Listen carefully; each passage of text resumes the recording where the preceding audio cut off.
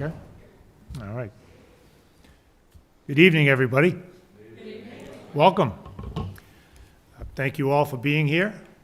I'm Mayor Mike Concannon, and we're happy to host tonight's community information meeting about a big project that is going to happen right outside these doors. I want to thank everyone for being here tonight. I'm particularly pleased to see the entire City Council here. Thank you very much. We appreciate your being here, the support. I certainly appreciate your support thus far with this project, and look forward to that continued support. And it's great that you're here, because those who can't be here tonight may have some questions as this rolls out, and you'll be able to inform them, which is awesome. So thank you. Bless you. We also have our City Hall team. We've got our planning director, planning team, the assistant planner, and the economic development manager here, the city engineer. We got members of the WRA. So thank you all for being here. We've got hopefully hundreds of thousands watching on TV. So we'll have to be quick then. So this is just an informal information session on the project to upgrade downtown. It is a safety project, I'll tell you that. I'm just going to do a quick intro and overview, and then turn it over to our consultants who are helping with this project, and any of the other city officials who may be able to assist in the presentation and/or answers to questions that might come up. So essentially what we're talking about is a approximately $20 million safety upgrade to the common area and the immediate area heading up Main, down Pleasant, and up Montvale. That is the scope of the project. All of this will be presented in much greater detail, but it's driven primarily by safety concerns. I always knew that it was dangerous out there, but since I got the office up there with the window looking out, I can tell you that every day feels like the starting gun of the Indy 500, with the crazy maneuvers that happen out there, and the weaving in and out, and the people cutting each other off, and the fact that this might be the only rotary in the country where the cars in the rotary don't have the right of way. They have to stop and wait for other cars to drive by. It's confusing. It can be chaotic. It's dangerous. We have data that demonstrates that, and it's that data and that safety issue that put us in the running to be able to have this project funded by the federal government with the participation and facilitation of the state through the TIP, and you'll hear more about that as we go on. There's also some other benefits that come along with this project when completed. In addition to the safety concerns and the better management of the traffic coming through the center, there are the benefits of improved and safer access to the common itself. The beautiful jewel that's right out there that you pretty much have to take your life in your hands to try to walk out there, unless it's shut down for Memorial Day or Veterans Day. And we'd like it to be a little more accessible. We'd like people to be able to go out there and enjoy it without crossing 4 lanes of traffic and hoping for the best. Another possible potential outcome, depending on how this all plays out, is some additional traffic, parking spots, convenient parking spots in and around the common. There's going to be a give and a take as this all plays out, and we're very early in the process. But between the safety improvements, the access to the common, and perhaps some enhancements and additions to parking, we see this as a win-win-win. As I said, we're early on in the process.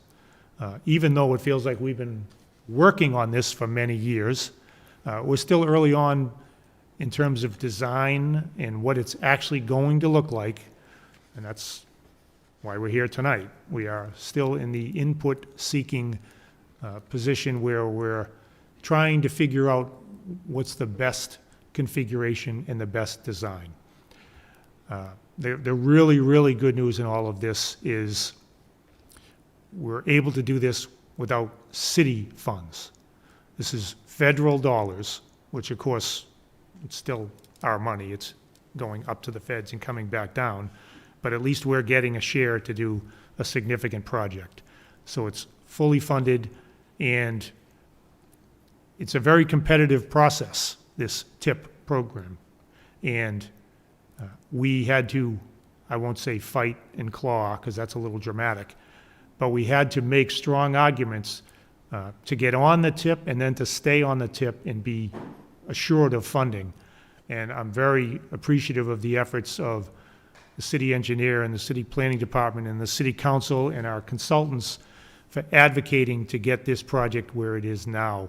There's a whole lot of communities that would love to have this opportunity, and we're very fortunate to be in line. It should be said, and it'll be said probably a few times tonight, you're not going to see shovels in the ground for several more years. That's just how this works. It takes a while.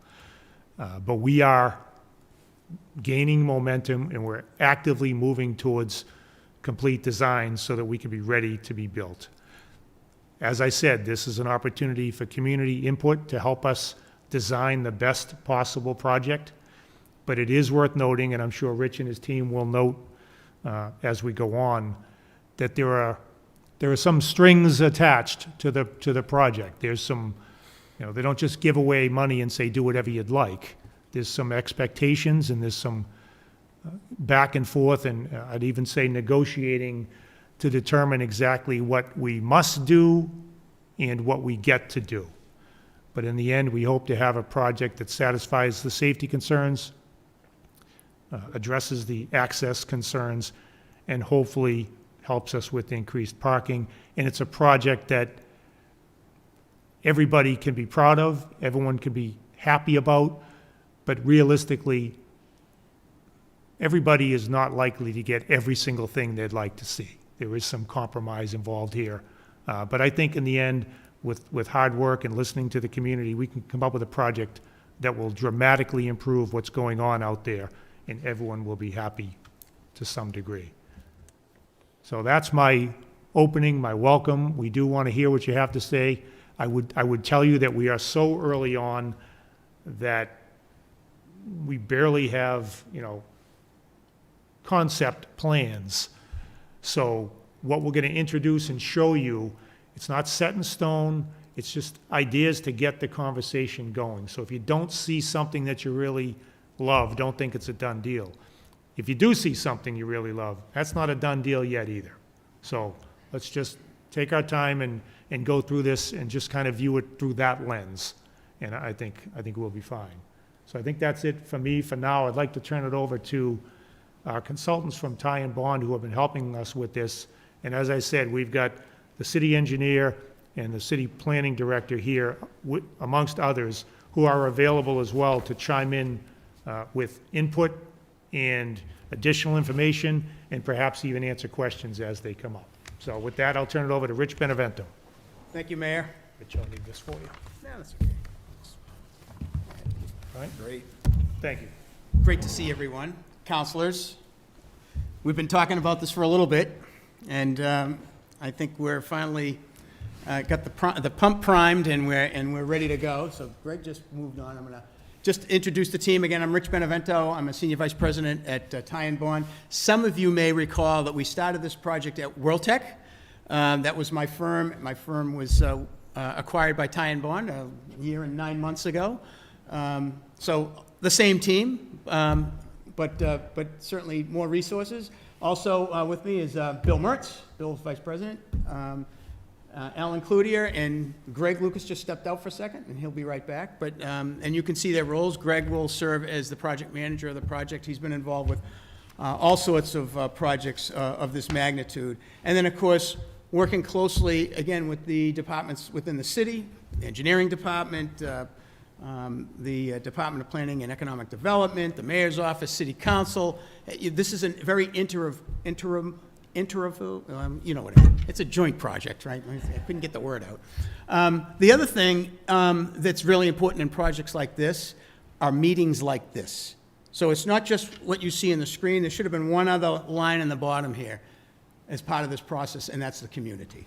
And so we want to make sure that, that the community is part of this. So a little bit for our agenda tonight. You heard a little bit about the project overview. We're going to talk about the purpose and need. The mayor did a good job of describing some of that, and we're going to talk a little bit about that. We're going to talk a little about planning and design, what goes into that, what goes into this. And councilors, you've heard this before when we came into the budget meetings and so forth, so you have a good understanding of this, but I think it's good just to kind of keep that fresh so everybody knows. We'll talk about project funding. The mayor did talk about this. 80% federal funds, 20% state funds. The construction is 100%, the project is 100% construction funded. And we're going to talk a little bit about that as well. And then we'll talk about next steps. And while we're doing this, we want to hear from you all as well, if you have comments that we can take back. Because again, this is really, we're in the fact-finding stage of the project. We need to get input. The mayor did mention one thing, and I'll reiterate that. On projects like this, and we're involved with all kinds of projects like this. We have a couple of projects. Weston Ave and Lynn, anyone ever been to Weston Ave and Lynn, Route 107? It's a $50 million project. And I always say at meetings like this, no one is going to walk out of the room and say, you know what, I got everything I wanted. But if you can walk out of the room and say, I didn't get everything I wanted, but this is a good project, and it's a project we can support, and it's good for the community, then we've reached that goal. So, I mean, some may say I got everything I wanted, but generally. So anyway, next slide, Greg. So just in terms of the project limits, as the mayor talked about, the project initially started right in the center, but we were able to articulate the need to Mass DOT, and so you can see that the project expands a little bit down, heading down Main Street, down Pleasant Street, Montvale Ave. So it really extends not only within the square, but extends outside of Woburn Center, so that those approach roadways and so forth can be included in the project. You'll see on Main Street, goes all the way up to Salem Street and includes that intersection as well. So it's a very comprehensive project relative to the project limits. In terms of the purpose and need, you know, again, as the mayor mentioned, enhanced safety, and Greg's going to get into this in a lot more detail as we go through the presentation tonight. But there were high crash intersections within Woburn Center. What does that mean? Mass DOT keeps a list of the top 200 intersections in the state. And so when you think about this, say, how many intersections are in Massachusetts? Lots, thousands, right? They rate the top 200. Well, this was a top crash location with Mass DOT. And then there's other HSIP locations and so forth within the project that Greg will talk about, and we're going to show you those. In addition to enhancing safety, we want to improve operations within Woburn Center, right? So, and the mayor talked about that. All he has to do is look out the window. All right, so intersection and corridor operation deficiencies will be addressed. The city of Woburn has an adopted complete streets policy. When any of these projects happen, the city has to try and accommodate all roadway users. So that's not only vehicles, but pedestrians, bikes, transit. Now, even more so that Mass DOT and Federal Highway is funding this project. That's even a bigger issue because they want to ensure that all of those modes of transportation are being addressed. So again, vehicles, peds, bikes, and transit. And we have the MBTA out here as well. So there'll be a lot of coordination with the MBTA. This project is sort of the Cadillac of projects. So in addition to safety and operational improvements, there's just general roadway and sidewalk improvements as well. The sidewalks are in disrepair, the roadway needs to be fixed, some places have curb, some places don't have curb. All of that is included in the project, so that also bolstered the city's request for this project to be approved because we were able to identify those deficiencies. As part of the project too is addressing accessibility for those with disabilities, so improving ADA compliance throughout the project, and so that is part of that was part of the purpose and need, and transit amenities. We know that MBTA it comes through Woburn Center. How do we enhance that transit experience for people that are using transit? As I mentioned, top 200 crash clusters statewide. You'll see Woburn, that blue area, it was top 5% crash clusters, and then the red one in the middle all right? That's a top 200 location. So you can see that this has been well documented, in addition to vehicles, but pedestrian crash clusters as well. So certainly that is something that certainly bolstered the city's application to get Mass DOT to say, hey, you know what, this is an important project, not only for the city of Woburn, but Massachusetts wants to reduce those crash locations as well. So, one last thing, and I'm going to turn it over to Greg, but project planning and design, as we go through this, right? As I mentioned, we want to improve those safety locations, those 8 SIP locations, improve traffic circulation and congestion, and it's no simple thing. Somebody say, well, why can't you just do this or do that? Mayor, you mentioned about it's the only rotary where the people in the rotary have to yield, right? So we want to simplify the driving function. That's what we want to do. Rehabilitation of sidewalks and roadways, full depth reconstruction, new concrete sidewalks, new handicap ramps, landscape amenities, ADA compliance, optimizing parking. All of these things are part of the project. And what's important to note is we want to make Woburn Center not someplace where people are just trying to get from Winchester to 128. We want to make it a destination spot so that people can come to Woburn Center, enjoy Woburn Center, right? And so we want to make that a pedestrian-friendly environment. How do we do that? Improving safety, improving those pedestrian accommodations out there. And then also maintaining, because this woman right here asked me tonight when we were, before the meeting started, you're not going to touch Woburn Commons, are you? We are not taking anything from Woburn Commons. If anything, Woburn Commons would be enhanced as part of this project with landscaping and access so that you actually get there. So there'd be a lot of enhancements that are part of the project, not only along the street line by planting new trees and things like that, but also this really focal point of this project, and the focal point of the project certainly being Woburn Commons. So I'm going to turn this over to Greg for a minute, and he's going to show you a drone video, which is what the mayor is looking at every day. You'll all get to see it in this video in a second. And then he's going to talk a little bit more about the planning and design and just some of the things that we've been talking about as we go through this design process. So go ahead, Greg. Now, unfortunately, the drone video isn't showing up on the screen behind me. I was looking forward to it. Can you back up a slide? Isn't technology great? No.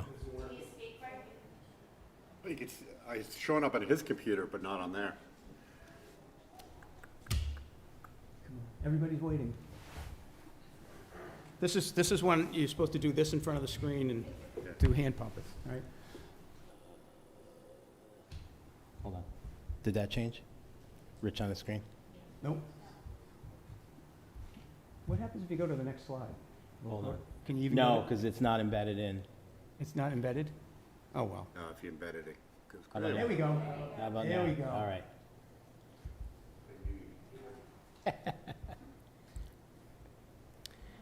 Play. There we go. And so, as mentioned, this is a drone video. To orient you, City Hall, where we're sitting right now, is on the bottom left with the parking lot behind it. And so the 3 legs of the triangle are Common Street between City Hall and the Common, and then Main Street going up northbound. Wynn Street is right at the top of the screen. You could just see the looks like a van vehicle pulling out there, and then the leg across the top. And so, you know, what really stands out when you look at it from this view, and you know it from driving it probably daily, is that there's a lot of lanes here, and there's a lot of movements, and there's a lot of people that are trying to make different movements and using the common, the roads around the common in a certain way. Like, for example, if you look at the Common Street leg right here, you see 4 lanes across, but 2 lanes where vehicles are stacking up. And that's because those people that are in the left turn lane waiting to make a left turn are probably continuing on Main Street. And you see them as some of them turn now. There's a red vehicle just about to cross the stop line. They're going to make that turn once it's clear, and they're going to cross right over to go right and to continue on to Main Street. And then the vehicles in the lane next to them that are going straight are going to Montvale Ave. So they're lined up positioned so that they can make that movement. The same's true at the top where you have the 3 lanes, but vehicles are favoring a lane. As vehicles enter that segment, they're favoring a lane because they know which lane they want to be in after they make the turn. So they don't want to be all the way to the left because they don't want to go north to Wynn Street.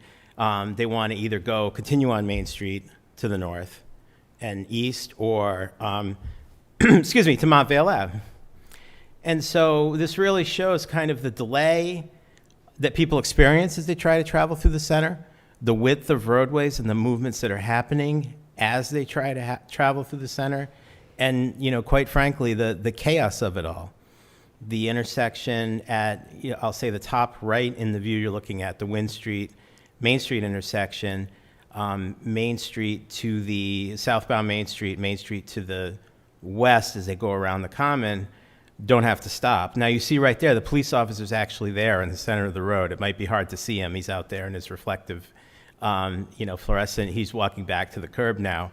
But the officer is there at busy times because it's necessary to be able to keep traffic moving in that intersection. The people that are trying to come north from on Main Street or from Wynn Street and get across here, and they can't do it during busy times because a steady stream of traffic on Main Street looking to go through this without control. There's limited traffic control, and as a result, it's just people moving all over the place in all different directions. One of the things, too, that's important to understand, some people will get through the intersection, the barge and block people, right, get out there, and then someone else may be a little less aggressive in their driving habits, and they stop, and that backs everything up, right? So, as Greg's mentioning, you can just see this right on the screen. Yeah, and the crash history that we talked about illustrates that, top 200 crash location. So the people that are doing the barge and block, or the people that are more timid, the people that aren't sure where they're trying to go and are encountering those more aggressive drivers, are causing crashes. Top 5% pedestrian high crash cluster, because pedestrians at the same time, pedestrians are trying to navigate this. Right now, we talked about the Common, we talked about enhancing the Common as part of the project. Right now, you're crossing 4 lanes of traffic uncontrolled if you're a pedestrian trying to get to that Common from City Hall. Just to cross across the street and look at the monuments, you'd have to cross 4 lanes of traffic. There is a crosswalk there, but again, across 4 lanes of traffic, with traffic coming from 2 different directions and merging into that point. Thinking about the merging traffic and making sure they have safe patches, and maybe not necessarily seeing that pedestrian that's looking to cross at the same time. So the video, and we thank the city for providing it, and this is online, this is on YouTube, is really illustrative of what is happening out here and what the issues are out here. And with that, I'm going to try to get back to the presentation, but the point of our presentation here was to take a couple breaks. We're going to get into detail of where we're at conceptually, but we want an opportunity for people to give feedback at a couple points throughout the presentation. And so at this point, we'd like to ask people to offer opinion on kind of the issues. We've talked some about what the issues are out there today, and we'd like to hear from the community that came out tonight to share this time with us, to give some of your ideas and thoughts on that. I mean, you live it every day, so. Has everybody been through the intersection? Okay, at least once? Okay. It had to get here. John? One of the things I always think about this traffic pattern, people that live here and you're used to it, you used it year in and year out, it's all second nature.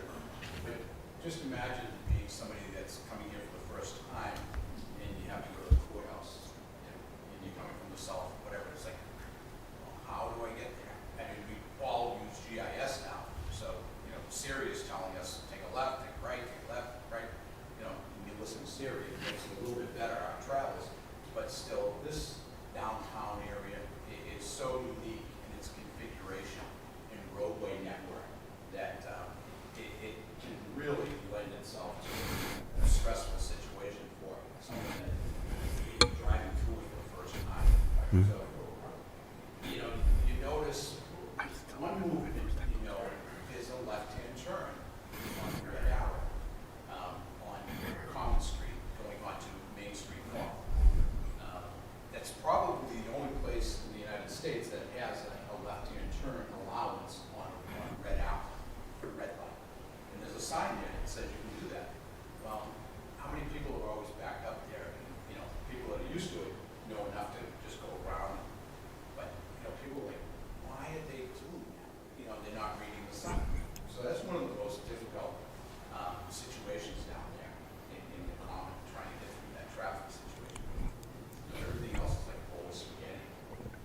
Yeah, it's a very good point with the left on red, and while there is a sign allowing it, it's atypical, and so someone who's driving through here that isn't familiar with it is probably, not expecting that, might not see the sign, wondering why other people are driving like this, so.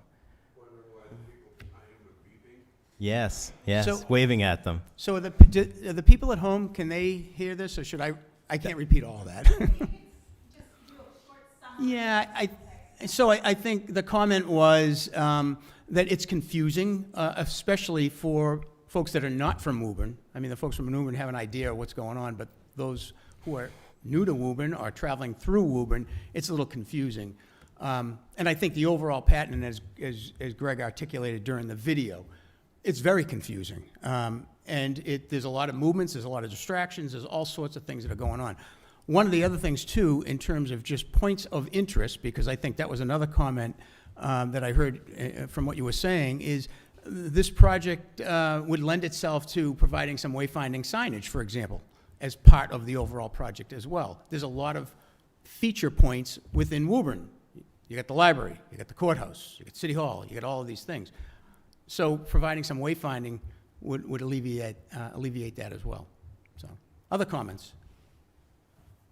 Yeah, I have actually two comments. One is I had a very, very dear friend who was a double amputee in a motorized wheelchair, and she had so much trouble getting across the street, any of the streets in Woburn Center, that she actually came close to being clipped by a car a couple of times. So, I mean, I know you're addressing that, but just wanted to reinforce that pedestrians need help. The second thing I wanted to talk about was the bicycles, and I'm so glad you brought it up. From very personal experience, about 10, 15 years ago, I was riding my bike through Woburn Center, coming up behind a van who stopped short right in front of me. I crashed and shattered my wrist. And I was behaving, as I always do on a bicycle, as a legitimate vehicle, obeying the rules. So it's not like I was doing anything crazy. And so I really feel very strongly that something needs to be done for bicycles. And it would also encourage people to take their bicycles, which would be, one would think, a drop in motor vehicles because they're on bikes, if they felt safe. Right, and the project has to, Mass DOT will be, well, first of all, the comments were, number one, addressing the issue of persons with disabilities, and how do we address that? And this project will address that, as well as accommodation for bicycles. And so the project will incorporate those. How we get there, and Greg's going to talk about some stuff in a few minutes, but a lot of projects like this, we're trying to fit 10 pounds in a 1 pound bag because we have limited right-of-way. Right. And so how does all of that stuff work together? And so and as the mayor mentioned, there's going to be some trade-offs. Mass DOT is going to also come out, and they'll do a site walk, they'll look at everything as well with us in the city and say, okay, we realize you can't fit this, so you have to do this over here, and that sort of thing. And I appreciate some of the other comments that the mayor mentioned earlier, in that there are some things that this project, because you're using federal and state dollars, you have to do. It's whether it's in the design manuals or whether it's in the manual on uniform traffic control devices, the new edition. Yes. You have to do those things. There's other things that the city has complete latitude to do what they want. And then there's those things in the middle, those things the mayor talked about. There's some negotiating going on. It might be things like how we address bike lanes and bicycle facilities and things like that. So one other thing, too, that's in the new MUTCD manual, and I want to go back to your comment about your friend that was in the wheelchair.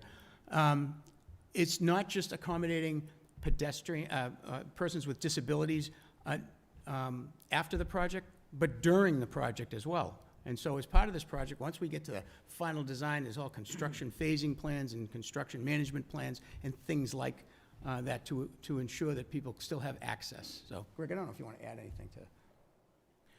No, I think you stated it well. You know, the two specific comments related to the person with disabilities, not just we talked about the ADA compliance and upgrading the pedestrian experience, but also the safety that could be provided by changing some of the traffic control here to have protected movements for pedestrians, shorter crosswalks, with, the latest state standards meeting for ADA compliance that make it a lot safer for folks of all abilities, but especially disabled users to get around. Other comments? Yes. I mostly want to comment on pedestrian safety. I've had multiple cars almost run me down at Woburn Center and yell at me for using the crosswalk. Which is greatly egregious. And also pedestrian convenience, which is often an afterthought. Like at Montville, we do have a pedestrian signal right now. But I can tell you, everyone who runs through that intersection is because it takes so long to get a pedestrian signal. People get frustrated, give up, and just run. And so I appreciate adding a pedestrian signal, but making sure that making that button will make sure that people actually use it as opposed to just. Thank you. And so the comment was on pedestrian safety, and the person mentioned that they've had people honk at them and yell at them for actually using the crosswalk. And then 8 places where, for example, at Montvale, where there is a crosswalk, still dashing across it to make sure to shorten that pedestrian vehicle conflict, because safety is such a concern for folks as they travel through Woburn Center as a pedestrian. And you saw the comment earlier, making Woburn Center a pedestrian friendly, right? I mean, right now, it's tough. It's tough to get across. And no one should be yelling at you for using the crosswalk. I just want to point I yell at people when they don't use the crosswalk. just want to point that out. Did someone else down here? Yes. Yeah, so I bike through there once or twice a week, and it's safe, right? I bike through here in Boston. This is top 3, I'd say, like sketchy areas that I bike through. So I know, like you're saying, that there's going to be improvements. That's going further down the line, I guess. So that's one comment, and then I have a question that you were talking about. At what point will we know what is hard that you can't change, right? Because like saying the federal and state regulations regarding funding, and then what is that gray area that we can have say on?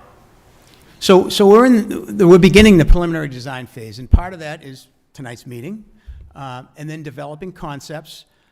Then it's what's called the over-the-shoulder review by Mass DOT, so we can kind of present to them, because we don't want to send something into them and then have them send it back. So they've changed the process a little bit. And as we go through that, we're going to have to allocate the cross-section of the roadway. What are we using for parking? What are we using for width of travel lanes? What are we using for bike accommodation? Where are the bus stops? Where are they going to be located? How does all of this work with driveways and openings? If you are on the north part of Main Street and heading up towards Salem Street, I mean, there's driveways and streets coming in, and there's all of that stuff has to be allocated. And so the design team will be going through all of this and looking at this and trying to determine what that looks like. Now, the culmination of the preliminary design is the official 25% design submission to Mass DOT. We will be having several more meetings before we get to that design phase submission, because we need to weigh that against the interests of the community. What's going to work here? This needs to be tailored to the interest of the community, at the same time trying to accommodate what Mass DOT is going to require. So we're kind of in that process now, and Greg's going to talk in a few minutes about some of the, just how we're looking at these concepts, how this is starting to come together. What's the ADT? I don't recall. It's 18,000? yeah, I think it's about 18,000. 18,000. So there's 8 18,000 cars a day that are driving through Woburn Center. That's a lot of cars.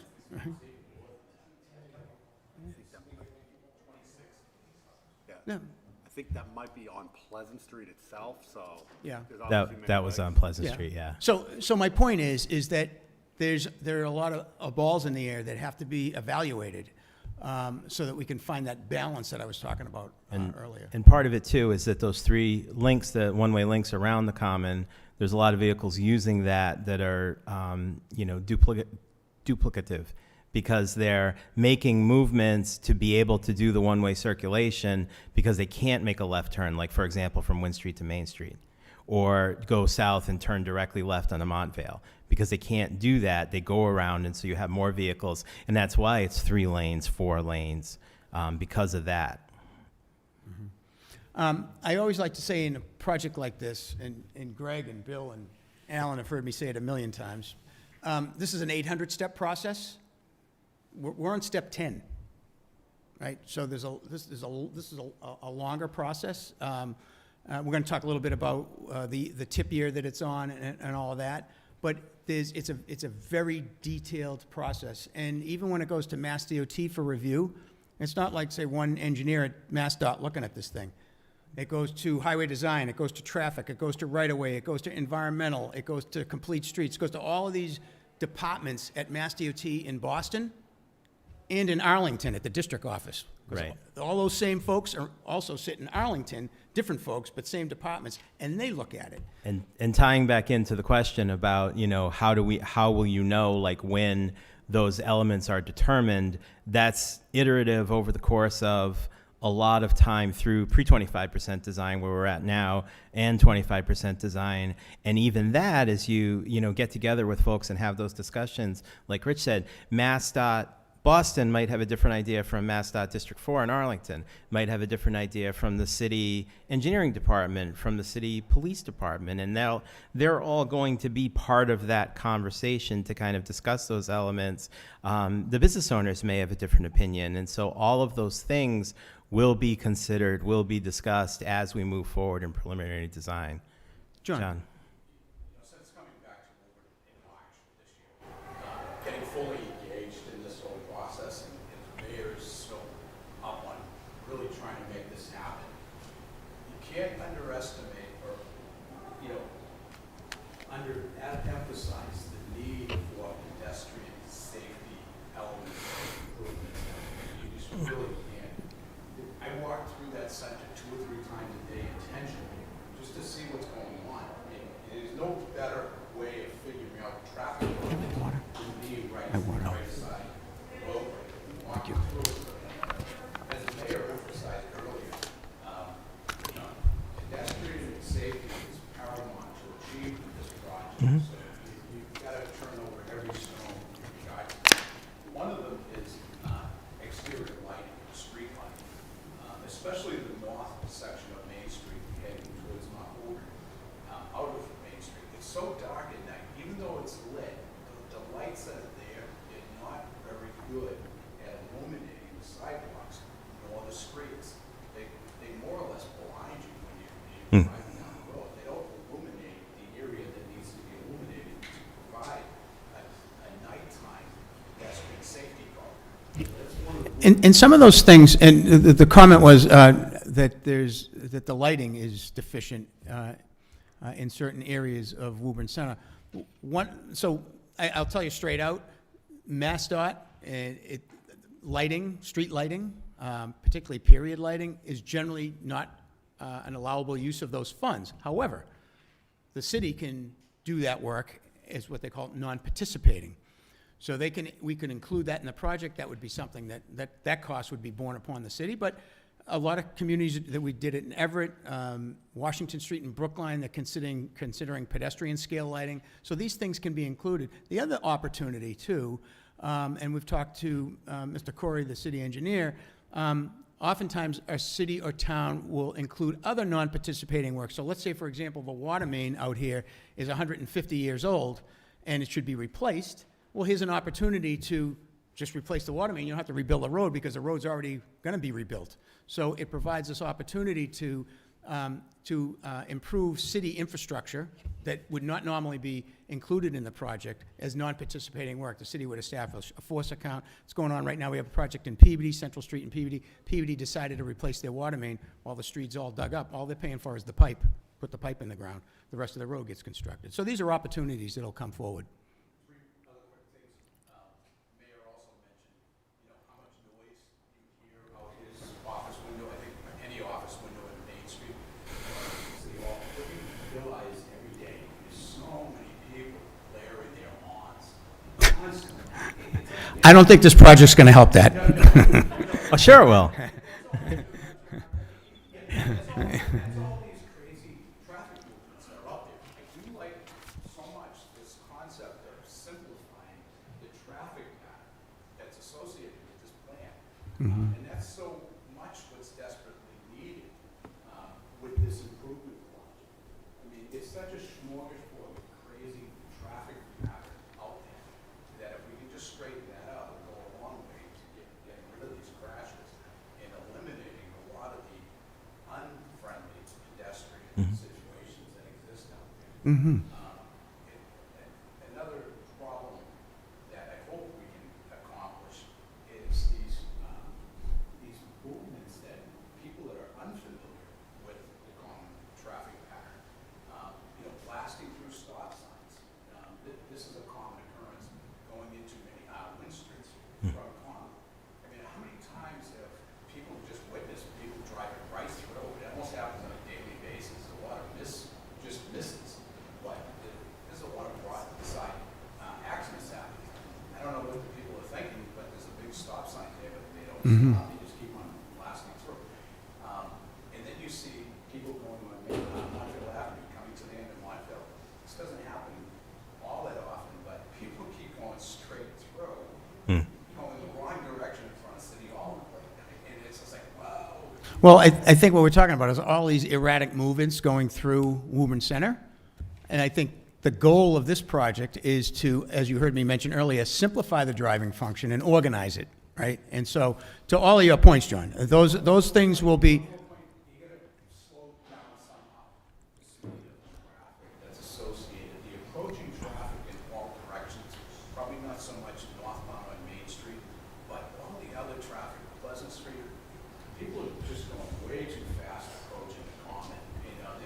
It's like they're gonna blast everybody out of their way because I'm coming through.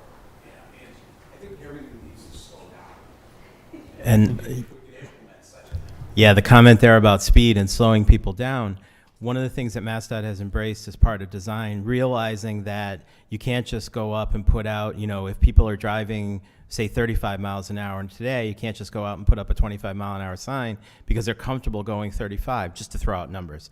What MassDOT has done is embrace the idea of the target speed, so that the design of the project is designed to the speed that you want people to drive. And there's a lot of opportunity to do that here, to do placemaking really for a town center, not just a place that people are, a city center, not just a place that people are whipping through, but where they're slowing down, they're making deliberate movements, controlled movements, safer movements, less confusing movements.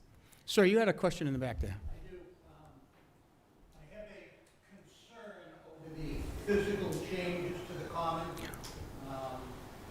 I have a group called Friends of Woburn Veterans, and we have invested about $1.3 million in Woburn Common over the last 10 years. And everything on Woburn Common is veterans-oriented and historical.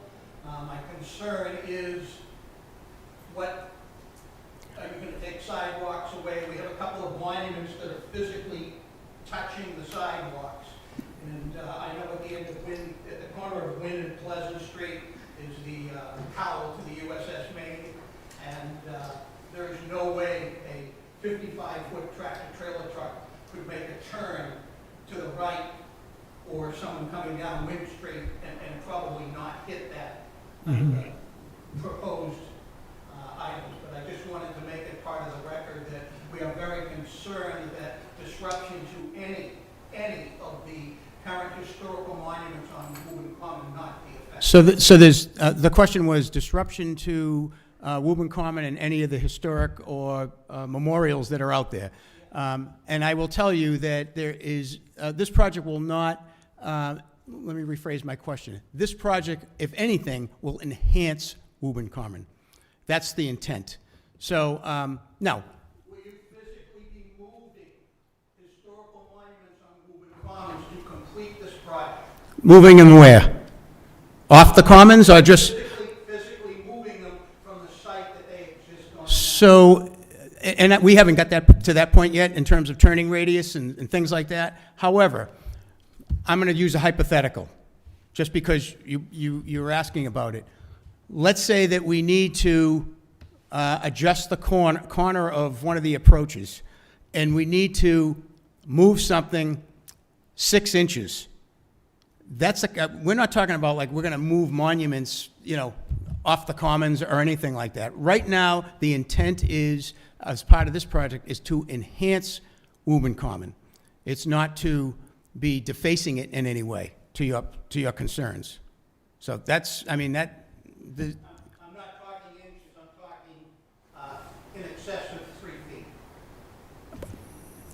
we haven't got to that point yet. I think right now, I don't think we're I anticipating. wouldn't anticipate any of that. I Yeah. think the intent, you know, as Rich said, and we'll talk more about the specifics of the concept design. It's important to term it that way, concept design. Nothing's set in stone at this point. But because nothing's set in stone at this point, we can't answer definitively as to what those impacts might be. But the intent is absolutely to keep all of these important monuments, memorials, whatever may be there, and to enhance the ability to use this area, the pedestrian connection to it. Sidewalks, you mentioned like a sidewalk next to a monument.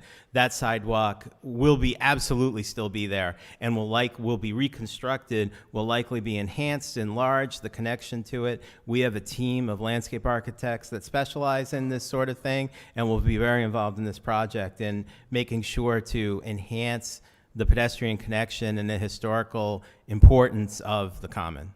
So I appreciate it. Before you leave, can I make sure I get your contact information? Thanks, Alan. Yes, ma'am. I just have I'm not going to repeat the concerns other people have said. I agree about pedestrians and bicycles, but to bring in a population we haven't talked about, and that's kids. So yesterday was a half day at our schools, and the center was hopping with kids. And so as you said, and Mr. Castell said, around simplifying the traffic pattern, that's going to make our pedestrian safety for our kids who are traversing the city independently so much safer. The library lies right beyond this, and kids go there independently. So my own kids can walk this, but we've never ridden our bikes. And I hope that we can do that in the coming years, so. Thank you. And so that was repeating the importance of pedestrian safety and children who are independently using it. Like, for example, yesterday was a half day, and so kids are out there traversing the center, the common, going to the library, and the simplifying traffic movements, making it safer for pedestrians is going to be so beneficial for those folks. I'd like to go into some of the details of the concept as it stands, and there's going to be other opportunities for folks to speak and offer opinion and ask questions. And so, again, the point is, and we prepared a few graphics just to make it clear, hopefully, I know it's back there a little ways, is simplified traffic flow. And what you see here is 3 red arrows that represent what essentially is the through movement, and the right turn or actually the left turn to Main Street, the through to Main Street, and the left turn to Montvale Ave today, who need to go around 2 legs of the common to be able to make those movements. And on the right, what you see in green arrows is how folks will make those movements with the conceptual design. They'll be able to make a left from Wynn Street. They'll be able to go south on that link of Main Street on the right side, the east side of the common, to get to Montvale Ave and to continue south on Main Street. And then from Pleasant Street, today, they have to traverse around a common street and use Common Street to go then north to Main Street, across to Montvale, or right onto Main Street to the south. And what this will allow is that Common Street will still exist, and Common Street will still be one way, will be much narrower, and so people will still be able to use that to get to Montvale Ave and to Main Street, but they'll also be able to go straight across the top of the common to Main Street instead of traversing around the common. And also those people going to Montvale and to Main Street to the south could go past the common and make a right turn. They could do it that way as well. A couple opportunities here for people to make the movements in a more logical, more typical, more expected way for the folks that are, not typical users of this, who, see something more of what they might expect to get through these intersections. And then finally is the Main Street. I'll call it the Main Street southbound movement because it's Route 38 South, coming through the common or around the common today to get to Montvale Ave or to Main Street will be able to make a left and use that link of Main Street on the right side of the common, the east side of the common, and then go south, turn left, or go straight without having to go around two legs of the common. And so I know you can't see this at all. This is the overall concept, and I'm going to show some blow-ups that show it a little closer, which you also might not be able to see. We invite anyone to ask questions. I'll give some very basic kind of explanation of it. We also have it here on a board if you want to take a look at it after close-up, and we'll be happy to kind of go through that with you. And so this is a close-up of the common, and specifically of the Pleasant Street, Wynn Street, Main Street intersection. And what you have here is a more typical four-way intersection. Park Street still exists. The movement will still be allowed to Park Street one way away. A more typical four-way intersection with all movements allowed. Left, through, right, in all directions, under traffic signal control. And so we do still maintain the what I would call a slip lane, that right turn lane that continues up Main Street. The configuration has changed a little bit, but that lane still exists to allow the movement to continue up Main Street. Greg, before you Yeah. go off of this slide, one of the other benefits here with this configuration is, as Greg mentioned, Common Street becomes narrower and provides some opportunity for parking. So you'll notice right next to the Commons, there would be now parking. Yeah, so Common Street here, again, it may be difficult to see from there up on the screen, but yeah, there is parking, parallel parking on both sides now. We use the width, but we're able to accommodate a bicycle movement, accommodate two vehicle lanes, and accommodate parallel parking on both sides to enhance parking in that particular area. And so this is a close-up of the Common Street, Main Street, Montvale Ave intersection, which is similar to how it looks today, except in the middle, we've taken out the island because we're not forcing everyone to kind of funnel through and then make a movement one way or the other. You would still make the movements from Common Street to Montvale Ave or Main Street to the south as you do today. The difference is that there would be traffic coming south on Main Street through this intersection. This would be under more formalized traffic signal control, no more left turn on red, because it would be a two-way movement, but more typical traffic signal control. And then this is the north section of Main Street at Salem Street. As Rich mentioned, we were able to include that as part of the project to maintain and upgrade that signal. And so just wanted to show this area. And while it's difficult to see in the graphic, again, we just wanted to mention, and we already answered spoke a little bit about it in answer to the question. The intent is to retain the common as it is today and enhance it to be able to make it more accessible for pedestrians, improve connections, improve sidewalk areas, and integrate it with the project so that people can connect to it in an easier way. Years and years ago, back in the Mass Highway days, before Mass DOT, the intent was, we're in the business to move cars. We're not in the business to move just cars anymore. And so that's why you've heard Greg talk about pedestrians, bicycles. This project will require coordination with the MBTA. No question about it. We have a lot of significant projects right now. One's under construction in Watertown, Mount Auburn Street in Watertown. The MBTA had a lot of input on that project. Same thing with Washington Street in Brookline. It will be the same thing here. The location of bus stops. How are we enhancing bus stops? So again, all roadway users, this project is intended to accommodate. Will all roadway users be 100%, like I said earlier, of what they would like? It'll be a balance. It has to be a balance because we have limited right-of-way. If we were out in Utah and we had a 100-foot right-of-way, things would be a little bit easier. But we have to work within the constraints we have. And that's why meetings like this are so very important, because we want to fully understand what the community's concerns are. This gentleman here concerns about the commons. We've noted that. Alan's going to get his name and address. We want to make sure that we're tailoring this to the greatest extent we can to what the city of Woburn's looking for. So. And so we have some more slides, but we wanted to give another opportunity if people had things fresh in their mind as we talk about very basic ideas of the concept as it stands today, and to see if anyone had any feedback or questions. You had your hand up earlier. Yeah, no worries. One thing I've noticed is the cut-through of the library that everyone seems to use, and then trying to turn left onto Pleasant Street. And maybe this would alleviate that from what I've seen, if you could turn left from Wynn. But just something to keep into consideration so that that is not a cut-through, because as the kids and the safety and trying to, get them into the library and out of the library, it's become very dangerous in that parking lot. The comment was relative to cut-throughs at the library, and another thing this project will do will address and organize things like driveways and other street openings and so forth. So Greg, I don't know if you want to talk about that a little bit.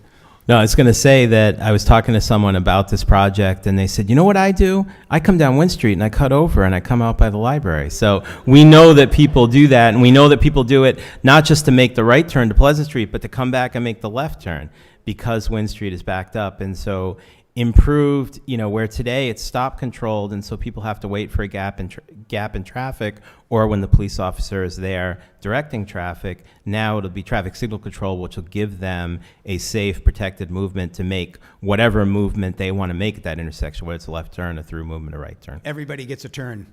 Everybody gets a turn. Yes, Yes, yes. sir. Yes, so, I'm another one of the people who wants to see bike lanes included in this project.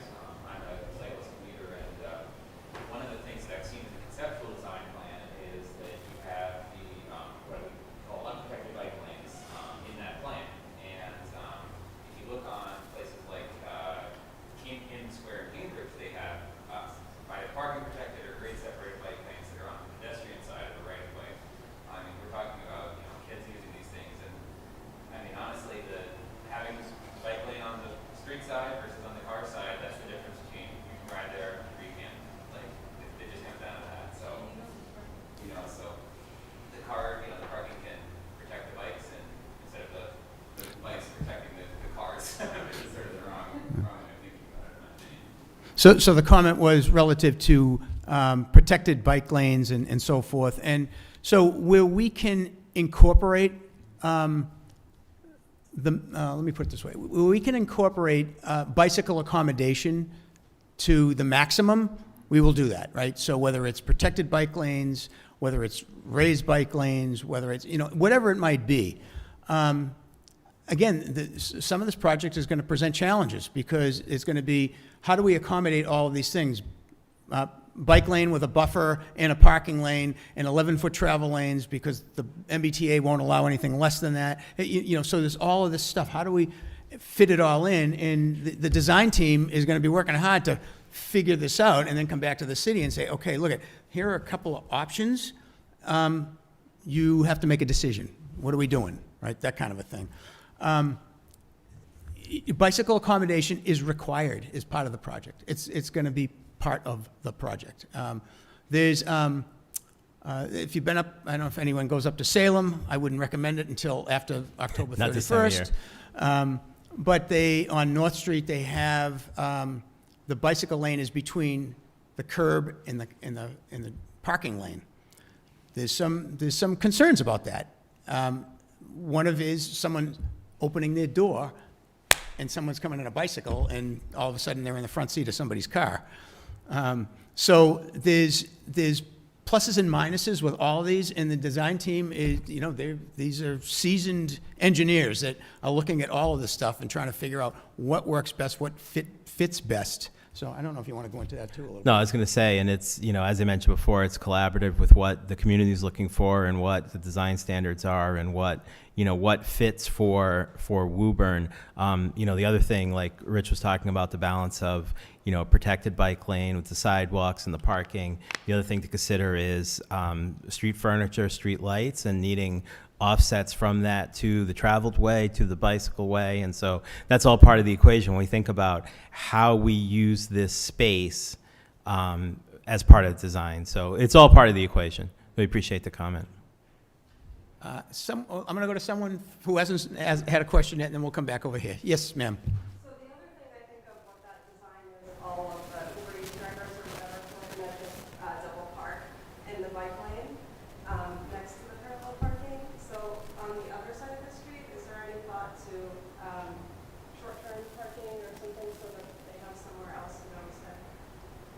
So the question was short-term parking because people are parking in the bike lane? Short-term parking not next to the bike lane. Short-term parking not next to the bike lane. Right now, all the cars double park like outside the brickyard. Okay. And so they're gonna do that somewhere in the new designs, unless we can plan somewhere for those cars to go. Did she say double parked? Yeah, double parks, you mentioned like Uber Eats and, you know, because they're Yeah. going to pick up food, or it may So- just be people picking up their. So some of this stuff, and I know the former chief's here, some of this stuff, it comes down to enforcement. We know that in some places, if you have a bike lane that's for bikes only, and someone's getting a FedEx delivery, they're going to pull in the bike lane and park, right? They're not supposed to do that. So, yeah. Yeah, there's certain things you can do, right? You put like little bollards up, or the painted line. Like, it's small stuff like that that makes it harder Right, not to do, right? right. Yeah, we can design some to correct bad behavior, but we can't completely obliterate it. So, you know, the point of enforcement is part of that. But I appreciate the comment because it's important to understand kind of how people are using it today and what that means for the proposed design. I can add to the city, in conjunction with this project, is undertaking the parking management plan, also with the same firm. We're in the early stages of that. I think those concerns for short-term parking will be addressed in the parking management as well. Right. And When we talk about parking, so we've collected, you know, parking occupancy data already for this project.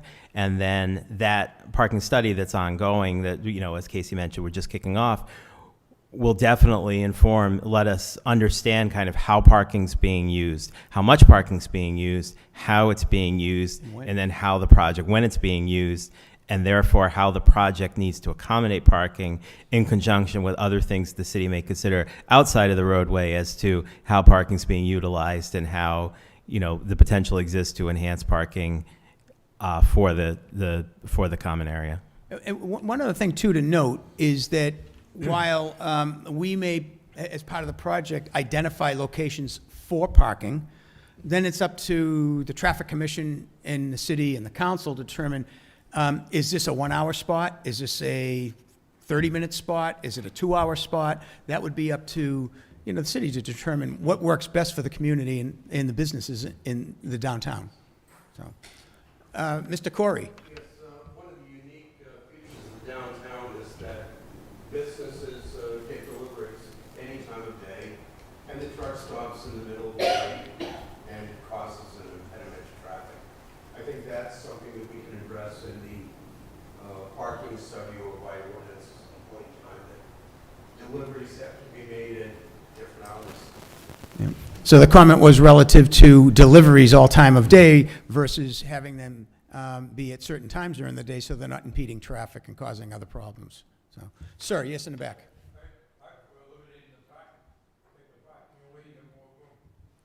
They can park up on the walk behind the little pole. Okay. So the comment was to eliminate all parking downtown. We need a back door. That'd be another funding request. Yes. Yes. The Common Street area, seeing the parking on that, I guess my concern would be, making that a crash area with people pulling in. I could see that it would be easy, but pulling back out into traffic, to leave the space seems a little problematic. And I guess I would just like, you know, for you to really think about that and whether, or have you thought about that and it will also slow down the traffic. Obviously, people are gonna have to stop if they're pulling out of the spot. So the comment was relative to parking along the commons, and is it going to be dangerous for people trying to pull in or pull out? Traffic, it just slow down the traffic. I think one of, again, this is 30,000 feet at this point. Right. But one of the things to consider is, once the whole plan is in place, traffic's not behaving like it is now. And so right now, people are zipping right down there, there's 4 lanes, it's chaos. Versus in the final plan, it's not 4 lanes anymore. How many lanes do we have at that point? It's 2 on Common Street. 2. And we've already thought about that very issue as we've thought about, laying it out with the parking, with the parallel parking on both sides, 1 lane versus 2 lane versus a bike lane. And so it will certainly function, even as presently shown in the concept, it will function much slower than it does today. It will be more of a parking lane and not a through lane. And one other thing, too, relative to slowing things down, because, oh, geez, now we're delaying our trip. Slowing traffic down shouldn't be confused with efficiency. You can slow traffic down and still have everything moving if it's moving Right. efficiently. It doesn't mean you're going to get home later. You're getting home safely and in a better sequence because everything's moving efficiently. So when we say fast. Moving more slowly but more safely. Yeah, exactly. Yes, sir. So, it started with hopefully some sort of solution. It was about 3 days ago, it was about 4:30 in the afternoon, we sent it northbound, and right at the length on Salem Street, it was absolutely critical. Our Tower 1 came out on a rescue, lights blaring, sirens going. He couldn't go. He got caught in that gridlock. The cars had nowhere to separate. They just couldn't bother to see. And literally, the firemen didn't see them because I was parked at the light at Salem Street and looking at my rearview mirror. And they were like telling the people to get out of the way. It would be in my hopes that would be in your mindsets when designing this, that hopefully the emergency apparatus we have in our city will allow traffic lights that open up that. Do you have Opticom currently, Jay? You do? For whatever reason, it was gridlock, and I watched it. And And it was in real time, and I was like, wow. And there was, the people had no place to go. Couldn't go left, they couldn't go right. It was in that section where they couldn't even get a, parking lot.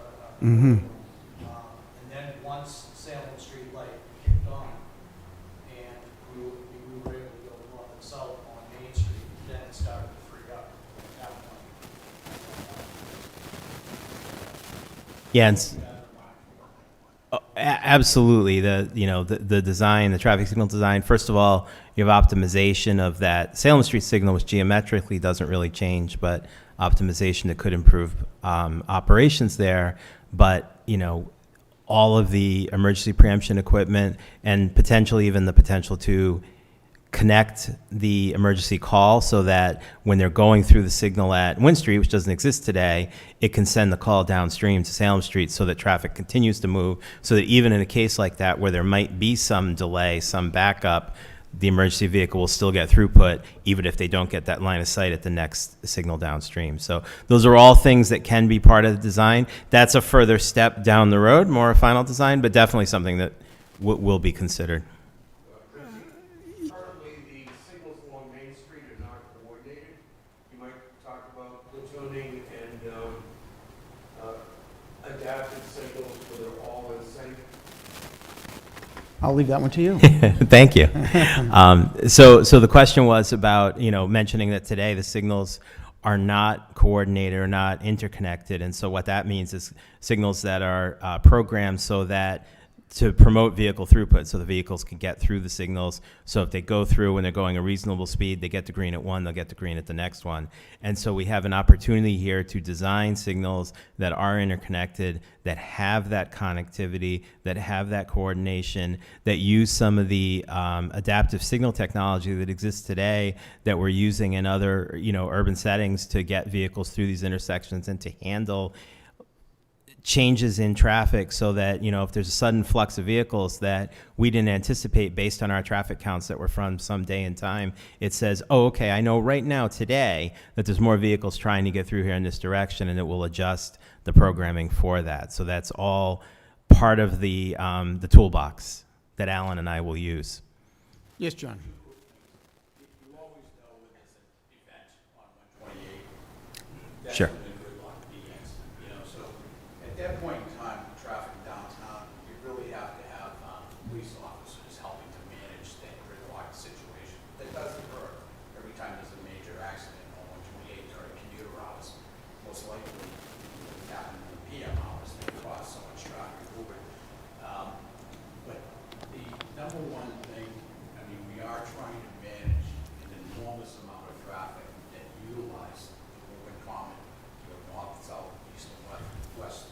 So you really have to be cognizant of trying to maintain, to the extent possible, the levels of service of all the critical intersections that utilize our roadway network. I mean, if we end up creating multiple levels of F, level of service F, where they're D right now, you're gonna have a lot of PO people. I can assure you, John, I'm gonna jump in for a second, because I am going to assure you that Federal Highway and Mass DOT is not gonna invest $20 million and have these intersections operating at a level of service F. Just won't happen. That's just the key. You gotta make sure Yeah. that we're moving the volume of associated traffic, not worse than what exists right now. I mean, that's always the planning goal with development. You have to improve the roadways so that you're not further creating that so-called gridlock situation that occurs in AM and PM hours. Sure, and by simplifying those movements and reducing certain vehicle movements around the common, it automatically improves some of that operations. Adding traffic signal control improves some of that operations, so. I don't mind a little bit more gridlock, I don't think anybody does, as long as we are creating a safer environment for all users of the downtown area. Let's create the goal, let's make that place safer, more pedestrians, bicyclists, kids, elderly people. Right now, I can tell you, I have to run across the street all the time if I'm gonna get across safely. And just 2 weeks ago, I was leaving Wednesday night from the concert, and just walking across the street near the Montville Avenue, I was on the crosswalk, and the car was out of nowhere, going about 50 miles an hour, making me almost put me on their road. Counselor? Thank you. First, I just wanted to thank the mayor for having this. This is great. And the mayor mentioned something that really stuck in my mind at the very beginning of this.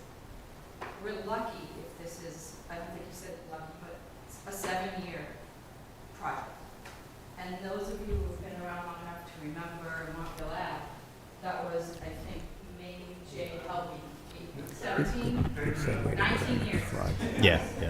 Hopefully this isn't going to take us 19 years. But the point of that I even bring that up is this is a marathon.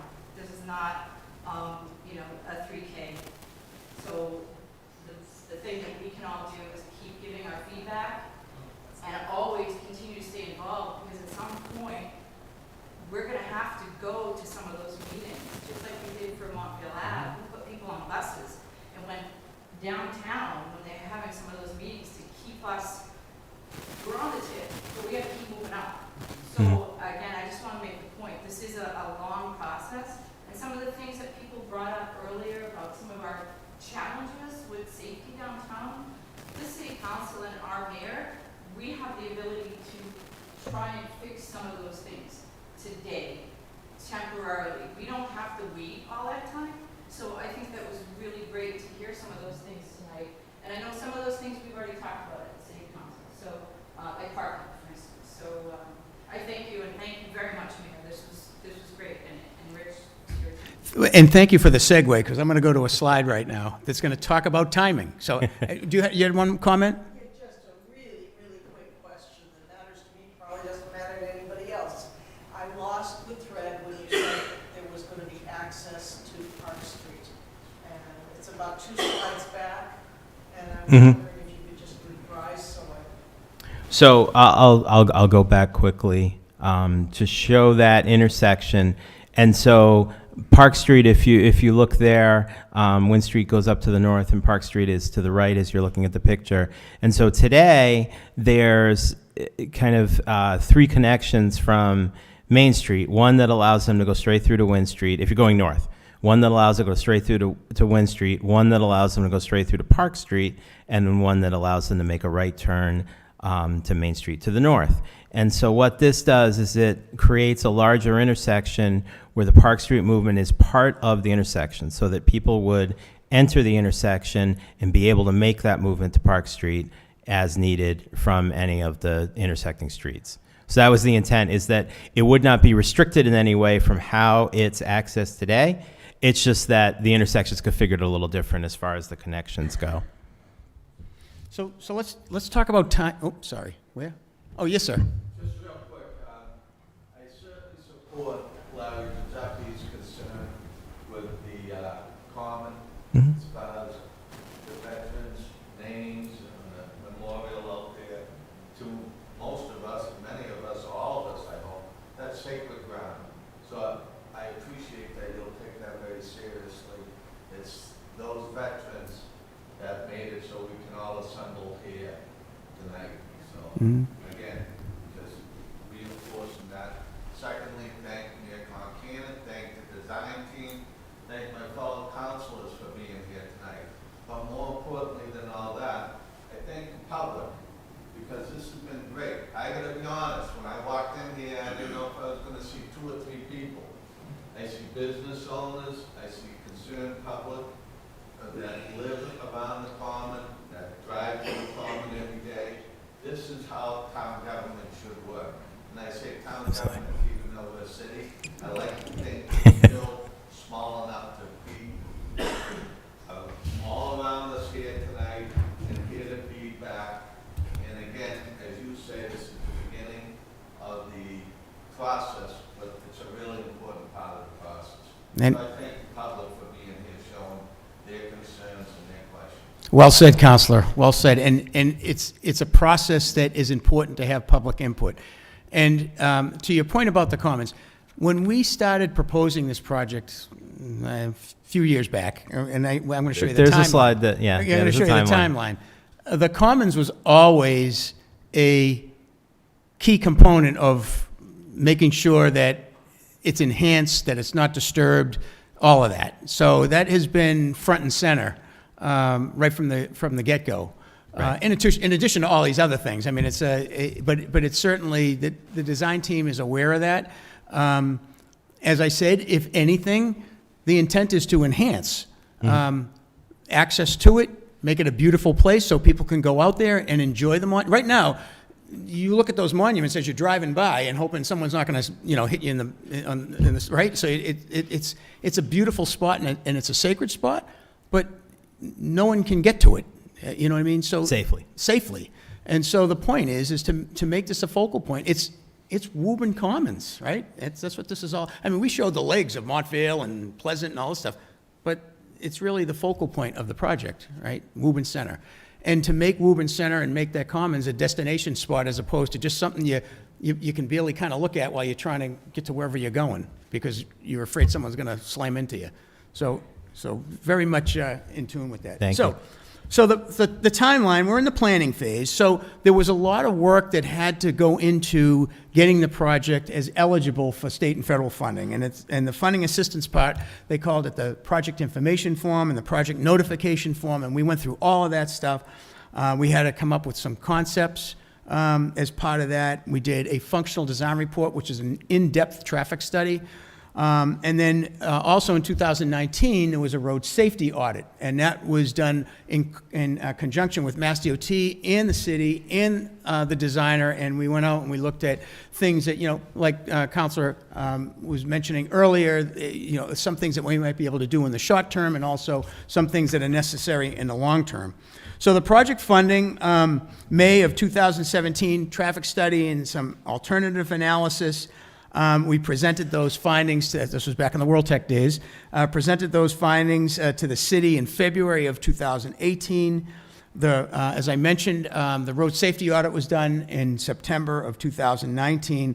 And the project was submitted to Mass DOT in October of 2019. And on December 6th, the Mass DOT Project Review Committee approved the project for state and federal funding. Well, that's phase one of this process. The second part is the project has to be programmed on the TIP. You heard the mayor mention the TIP, right? So Mass DOT Project Review Committee determines that the project's eligible for funding. It has Mass DOT support, but unless you get on the TIP, the project goes nowhere. This project, and let me back up for a second, most projects don't get programmed on the TIP until you're at least through the 25% design, after the design public hearing. This project got included on the TIP almost immediately because the MPO, the Boston Metropolitan Planning Organization, recognized the need for this project. Safety, enhancements, accommodation for all roadway users. They recognize this. So you can see, as we mentioned, it's on the tip right now for $18.6 million. It'll likely go up as we get further into the design and refine the design further. It was one of the highest scoring projects in the MPO, got a score of 75. Most projects are in the 40s and 50s, some are in the 60s. And as you heard me mention earlier, 80% federal funding, 20% state funding. The city is responsible for the design, permitting, and right-of-way. Now, later on in the project, as we get through this, once we get to the 25% design, we will have to prepare preliminary right-of-way plans. Generally, those are temporary easements. Let me explain that a little bit, because I know that's going to come up again at future meetings. What is that all about?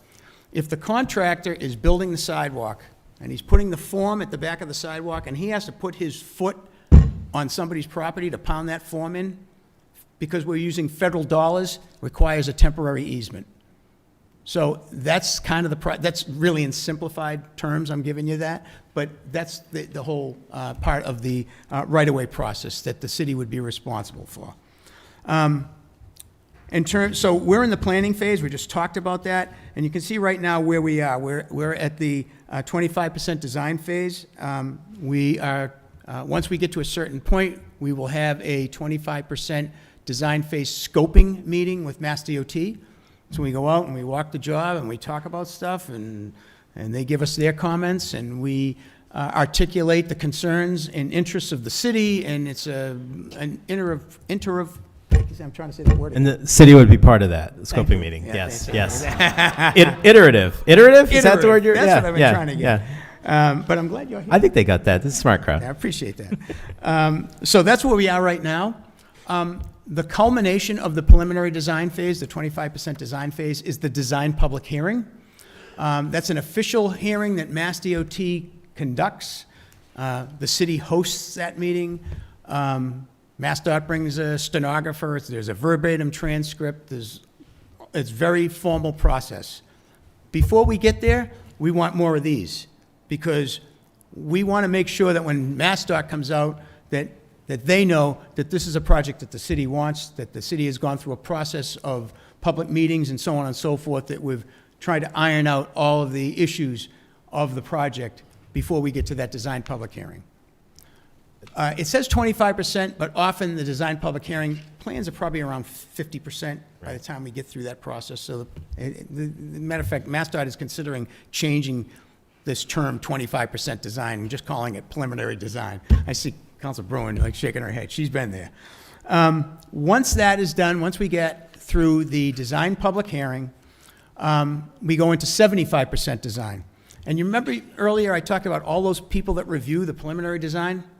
All those same folks in Boston and in the district office in Arlington are going through that whole review process again.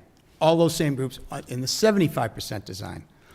After 75% design, they send us comments back. We have to address all the comments, and then we go to 100% design.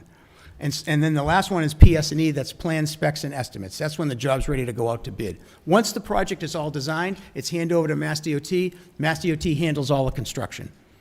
Now, the city will have representations. Generally, the design consultant will be there representing the city at meetings and so on and so forth. But it becomes a Mass DOT project at that point, and they're building it.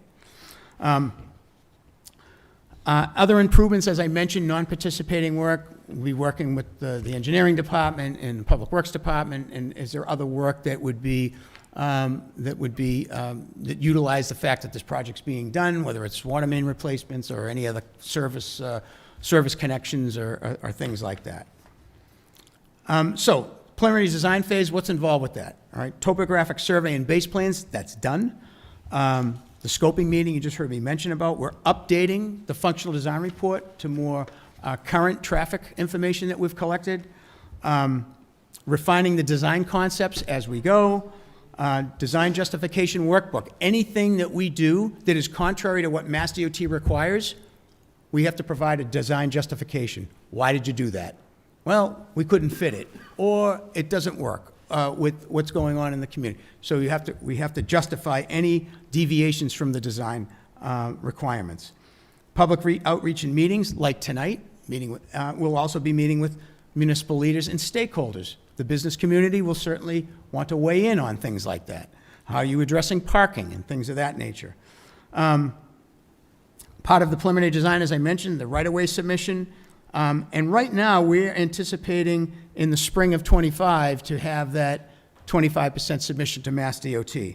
And having that official design public hearing in the fall of '25. Now, the reason why we say, well, if you're submitting it in the spring, why are we having the public hearing in the fall? Because Mass DOT, what do they get? This is on the tip, so they have 30 days? No, because it's on the tip a few years out, they get 90 days. 90 so they days. have 90 days to review and provide comment, and then we need to resolve some of those comments, potentially update the right-of-way plans to make sure that they understand what the right-of-way impact might be before we get to being able to have that design public hearing. So that's why we assume some months in between. It takes some time, especially on a project of this size and scope. Yeah, and so as this project process goes forward, again, we want to make sure that the community's involved. It's really important. We don't want to just be at the office designing stuff. We want to have an understanding, things like the common, things like safety, things like bicycles, how are we addressing all of those things. So that. Just a second, there's been a couple people that have asked a question that's probably on most people's minds. What does TIP stand for? Oh, sorry. So, thank you. That's very good. So it's the Transportation Improvement Program. And so back in T21, that was the Transportation and Efficiency Act of 2000, no, T20, yeah, T21. And the ICE-T, the Intermodal Transportation Efficiency Act. Every state had to create a planning agency like the Boston Metropolitan Planning Organization. So any federal funding that comes into Massachusetts or any other state has to be programmed on the Transportation Improvement Program. So that's why the mayor mentioned that we went to, I was with the mayor and Mr. Cashel, and we went to the Boston Metropolitan Planning Organization meeting when they were discussing this project and should it remain on the tip. There's a lot of competition for those funds. And every year, the MPO goes through all the projects on the tip, and they want to see progress because everybody's vying for those dollars. And so we were able to demonstrate that there's an important project for the city, that the city is making progress. And so we will continue to appear at the MPO meetings to let the MPO know that the project's advancing. Right now, I believe we're on the 2930 tip. Yeah, it's programmed over the 2 years because of the size of the project. Because of the size of the project. So it's programmed over 2 federal fiscal years. The federal fiscal years begin in October. So what does that mean? We talked about 7 years. In this case, it can't be 7 years because it's on the 29 tip, which means that the project could be advertised for construction as early as October 1st of 2028.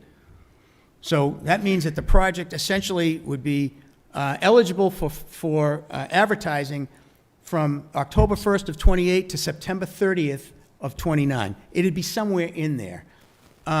With construction starting, shortly after that. And they have to go through the whole process of contracts with Mass DOT and the contractor and all that other stuff. But right now, that's where we are. Now, have we pushed projects back in the past? Yeah, that has happened. The benefit here is we're already programmed over 2 federal fiscal years. So let's say for some reason there's a hang-up in 29, we're trying to resolve some design issue, and we're not ready for advertising in FY29. Then we'd be looking for FY30. But right now, the intent is to have the project available for advertising for the FY29 tip. Now, the next question is, well, how long is it going to take to build? And is there going to be any inconvenience, right? I would be lying to you if I said there'd be no inconvenience during construction. There'll be inconvenience. But the contractor is required to maintain access to properties and businesses. They're required to maintain traffic flow, particularly things like emergency access for emergency response, things like that. A project like this would likely take about 3 years from start to finish. And again, it depends on weather, it depends on when the project gets advertised. So it's usually, and we'd know more about that as we get closer to the end of the design phase. But generally, just to, you know, for informational purposes, that's how long a project like this would take. So I don't know if you want to offer anything else. I was just going to add, during construction, you mentioned, you know, that they'd maintain access to businesses, contractors required to do that. They would also maintain ADA compliant pedestrian accommodation at all times during construction. Yep, so questions about the process? Yes, John? I just want to make a comment. The aerial that shows the improvements, in my opinion, really impressive. And Thank you. you've done an excellent job. I really think this is one of the biggest projects that, you know, the city of Woburn can undertake. And it will be growing pains with it, but in the long run, you know, we'll be set for the next 100 years.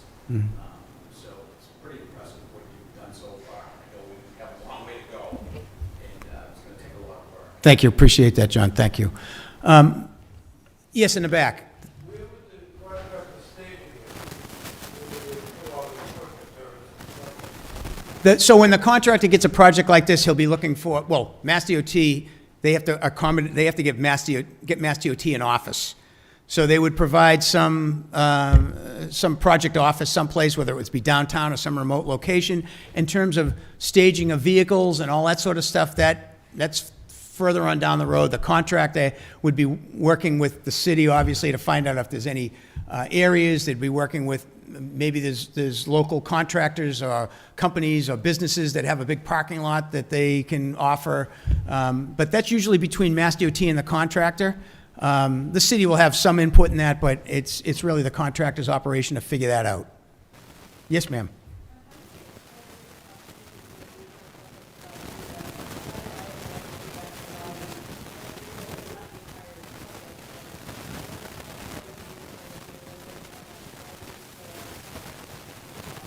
More than one, less than 100.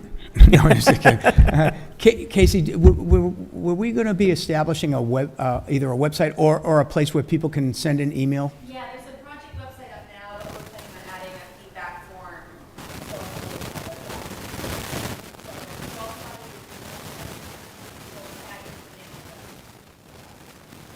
I would say at least a couple more. You know, Absolutely. obviously, we need to refine the concepts. We've got a lot of input tonight. That was important for us.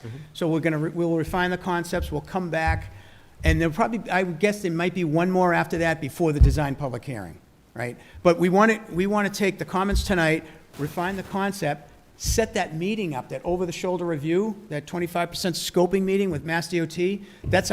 For us, that's our next big milestone, because we want to show them what we've developed thus far, based on input from the city, and you know, get the blessing. Now, they may turn around and say, you know, this is great, don't change a thing. Unlikely. But they may come back and have other comments that we need to then go back and refine and that sort of thing. I was going to say that, you know, that iterative process. See, that's the word. Yeah. That's See? the word. But having that over-the-shoulder review with MassDOT, part of that is kind of, because we go through and we have conversations with the city, we have conversations with the residents, we have conversations with MassDOT, is to have this feedback first. Here's what we've come up with, but we're not working in a vacuum. We've come up with this through conversations with your city officials, with your engineering department, with the mayor, with the city council. And now we get the feedback, and next we go back to MassDOT and we say, okay, well, we've worked with the city and here's where we're at. And then they give us some feedback, and then we come back and we say, okay, well, now we met with MassDOT, residents of Woburn, and here's where we're at. So, you know, that's the way this works. It's all part of the process, and so there will be other opportunities to have these dialogues, and through the website, you'll be able to see information as it's shared and give feedback. So we expect it to be iterative. Iterative. Yeah. I got there. See, what a great way to end. No, so and as Greg said, it's important to get that feedback, and it's also, again, it's important to understand that there's going to need to be some balance. We know there are things like there's always that challenge between bike lanes and parking, for example. And if I didn't bring it up, I wouldn't be being straight about it. So there's going to be some challenges that we're going to have to find that balance. And that is us working with all of you and then working with the city officials to get to that place where we can say, you know what? Not exactly what I wanted, but this is a good project. It's going to be good for the community. So that's kind of where we want to get to. We have time for about 80 or 90 more questions. Is everybody good for right now? Do we like the project? Awesome. All right. All right. Very good. Thank you, everybody. Yes, that's right. Yes, that's right. That's right. Mayor, thank you. Do you have? Thank you all very